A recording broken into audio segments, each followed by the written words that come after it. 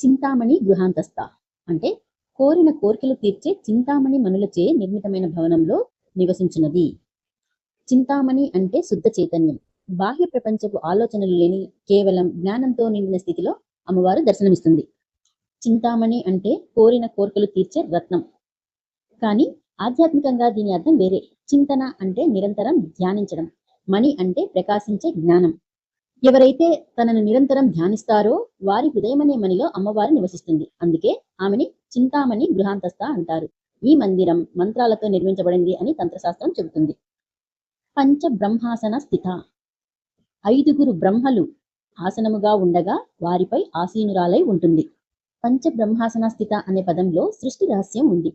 సృష్టి, స్థితి, లయ, తిరోధాన, అనుగ్రహ అనే 5 కృత్యాలను అమ్మవారు ఆధీనంలో ఉంటుంది. పంచబ్రహ్మలు అంటే 5గురు బ్రహ్మలు. వారు బ్రహ్మ, విష్ణు, రుద్రుడు, ఈశ్వరుడు, సదాశివుడు. వీరు కేవలం వ్యక్తులు కాదు, సృష్టిలోని 5 ప్రధాన శక్తులు. అమ్మవారు వీరిపై ఆసీనురాలై ఉంటుంది. అంటే ఈ 5 శక్తులు ఆమె ఆజ్ఞ ప్రకారమే నడుస్తాయని అర్థం.